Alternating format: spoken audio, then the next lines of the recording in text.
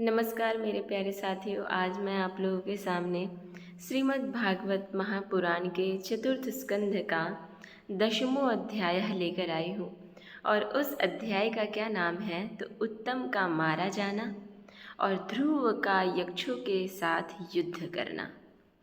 तो उत्तम कौन है ये आपको इससे पूर्व वाली वीडियो में पता चल जाएगा, लेकिन मैं यहाँ भी बता देती हूँ आपको। जो उत्तानपाद थे, स्वयंभू मनु के पुत्र थे उत्तानपाद। उनकी 2 पत्नियां थीं, सुरुचि और सुनीति। तो सुरुचि के जो पुत्र थे उनका नाम उत्तम था।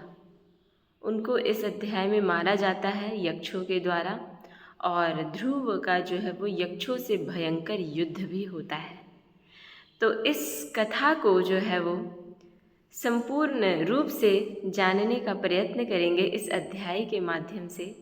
आप बने रहिए इस वीडियो के अंत तक, ताकि आपको भी पता चल पाए कि ध्रुव सिर्फ भगवान का उपासना ही नहीं, बल्कि उनमें अत्यंत शक्तिशाली बल है। वो अत्यंत बलवान है, बुद्धिवान है, ठीक है। और क्या क्या गुण है, उनकी गुणों की बखान करूँगी तो 5-10 मिनट ऐसे ही चला जाएगा। आप अगर वीडियो को सुन रहे होंगे तो आपको स्वयं ही ये बात प्रतीत हो रही होगी कि वो उनके अंदर जो थी वो अद्भुत प्रतिभा थी। चलिए इस अध्याय को अब हम प्रारंभ करते हैं। संवाद जो है वो श्री मैत्रेय जी और महर्षि महात्मा विदुर जी के मध्य ये संवाद चल रहा है। श्री मैत्रेय जी कहते हैं, क्या कहते हैं कि विदुर जी, ध्रुव ने प्रजापति शिशुमार की पुत्री भ्रमी के साथ विवाह किया। ध्रुव जो है वो प्रजापति शिशुमार की पुत्री भ्रमी के साथ क्या किया? विवाह किया। तो ध्रुव की पत्नी का नाम भ्रमी है। उससे उनके कल्प और वत्सर नामक 2 पुत्र उत्पन्न हुए भ्रमी से। महाबली ध्रुव की दूसरी स्त्री वायुपुत्री इला थी। दूसरी पत्नी का नाम क्या था? इला, जो वायुपुत्री थी। उनके उत्कल नाम के एक पुत्र और एक कन्या रत्न का जन्म हुआ। उत्तम का अभी विवाह नहीं हुआ था। जो उत्तम थे, जो सुरुचि के पुत्र थे उत्तम, उनका विवाह जो है वो अभी नहीं हुआ था। उनका जन्म नहीं हुआ था कि एक दिन शिकार खेलते समय उसे हिमालय पर्वत पर एक बलवान यक्ष ने मार डाला। उसके साथ उसकी माता भी परलोक सिधार गई। ध्रुव ने जब भाई के मारे जाने का समाचार सुना तो वे क्रोध, शोक और उद्वेग से भरकर एक विजयप्रद रथ पर सवार हो यक्षों के देश में जा पहुँचे। उन्होंने उत्तर दिशा में जाकर हिमालय की घाटी में यक्षों से भरी हुई अलकापुरी देखी। यक्षों का निवास स्थान, यक्षों का पुरी का नाम अलकापुरी है। उसमें अनेकों भूत, प्रेत, पिशाच आदि रुद्रानुचर रहते थे। विदुर जी, वहां पहुंचकर महाबाहु ध्रुव ने अपना शंख बजाया तथा संपूर्ण आकाश और दिशाओं को गुंजा दिया। उस शंख ध्वनि से यक्ष पत्नियां बहुत ही डर गई और भयभीत हो गई, और भय के कारण उनके आंखों से आंसू निकल आए। वीरवर विदुर जी, महाबलवान यक्ष वीरों को वह शंखनाद सहन नहीं हुआ, इसलिए वे तरह तरह के अस्त्र शस्त्र लेकर नगर के बाहर निकल आए और ध्रुव पर टूट पड़े। महारथी ध्रुव प्रचंड धनुर्धर थे। उन्होंने एक ही साथ उनमें से प्रत्येक को 3-3 बाण मारे। उन सभी ने जब अपने अपने मस्तकों में 3-3 बाण लगे देखे, तब उन्हें यह विश्वास हो गया कि हमारी हार अवश्य होगी। वे ध्रुव जी के इस अद्भुत पराक्रम का प्रशंसा करने लगे। फिर जैसे सर्प किसी के पैरों का आघात नहीं सहते, उसी प्रकार ध्रुव के इस पराक्रम को न सहकर उन्होंने भी उनके बाणों के जवाब में एक ही साथ उनसे दुने 6 बाण छोड़े। वो 3 बाण छोड़े थे एक एक व्यक्ति पर। अब ये लोग जो है वो यक्ष लोग क्या किए, उसके 2 गुने अर्थात एक व्यक्ति पे मतलब वो 6 बाण को छोड़े। कौन? यक्ष लोग। यक्षों की संख्या 13 अयुत अर्थात 1,30,000 थी। उन्होंने ध्रुव जी का बदला लेने के लिए अत्यंत कुपित होकर रथ और सारथी के सहित उन पर परिघ, खड्ग, प्रास, त्रिशूल, फरसा, शक्ति, त्रष्टि, भुशुंडी तथा चित्र विचित्र पंखदार बाणों की वर्षा की। इस भीषण शस्त्र वर्षा से ध्रुव जी बिल्कुल ढक गए। तब लोगों को उनका दिखना वैसा ही बंद हो गया जैसे भारी वर्षा से पर्वत नहीं दिखाई देता। उस समय जो सिद्धगण आकाश में स्थित होकर यह दृश्य देख रहे थे, वे सब हाय हाय करके कहने लगे, आज यक्ष सेना रूप समुद्र में डूबकर यह मानव सूर्य अस्त हो गया है।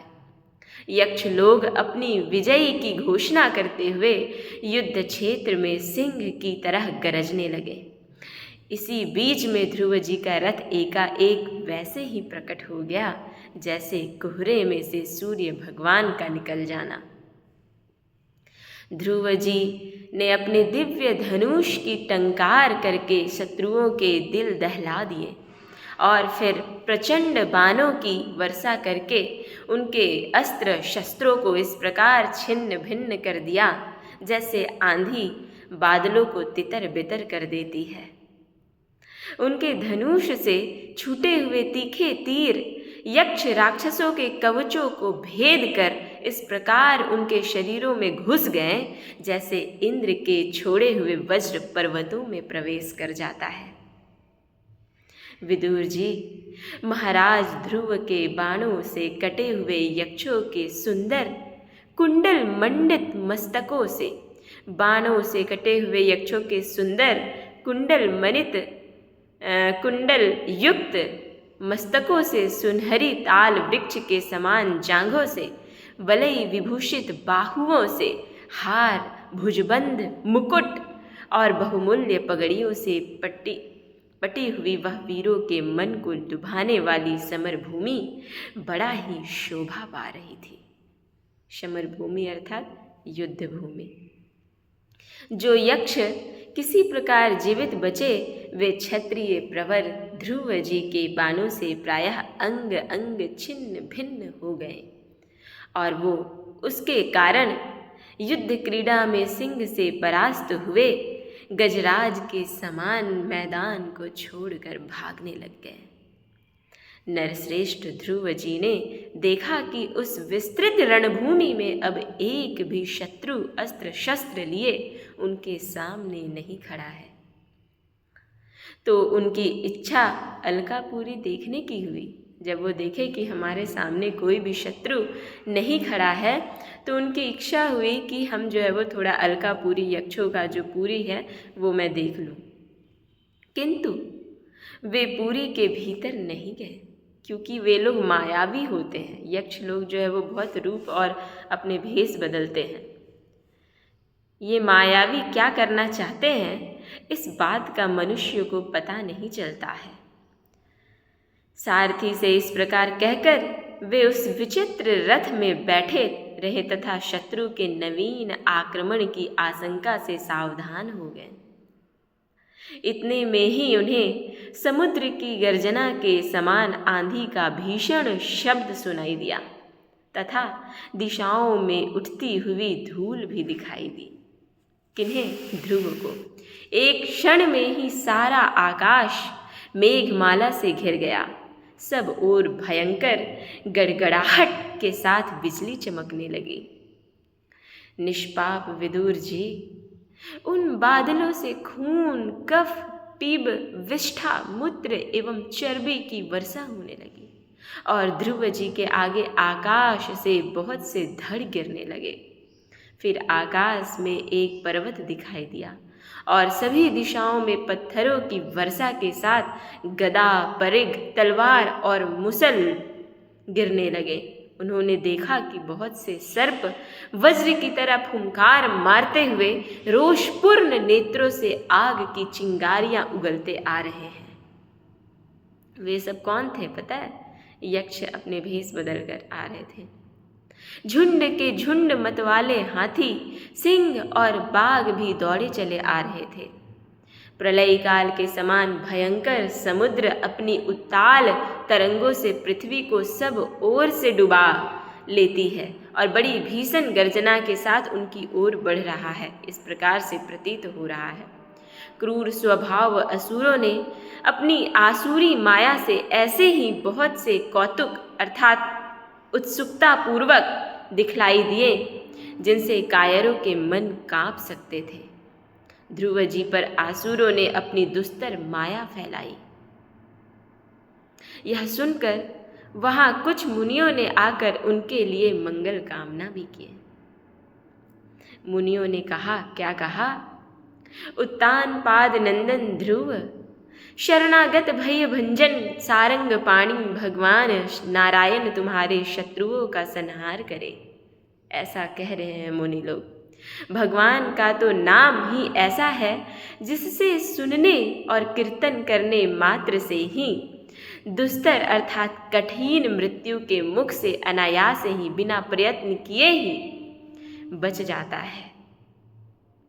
इस प्रकार से मुनि लोग जो है वो उनके लिए मंगल कामना कर रहे हैं, क्योंकि वो जो राक्षस जो थे वो बहुत ही मतलब कि मायावी थे। वो अपने रंग भेष बदल कर आए थे बहुत ही। तो लगा मुनियों को लगा कि अब जो है ये थोड़ा यहाँ पे बचना जो है वो मुश्किल हो सकता है, इसलिए वो लोग उनके सामने पधारे और भगवान से जो है वो उनके लिए मंगल कामना करने लगे।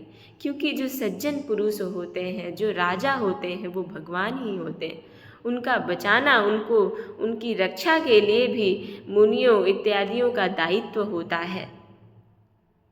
तो मुनिजन जो है वो अपने दायित्व समझ के, अपने कर्म समझकर जो है वो उनके लिए मंगल कामना करने लग गए। मेरे प्यारे मित्रों, इस प्रकार से इस अध्याय में हम लोग देखें कि सुरुचि के पुत्र का जो है वो यक्षों के द्वारा वध हो जाता है और उसी दौरान सुरुचि जो है वो वन ही वन दर दर भटकते रहती है अपने पुत्र को ढूंढने के लिए, लेकिन वो कहीं पे भी नहीं मिलता है।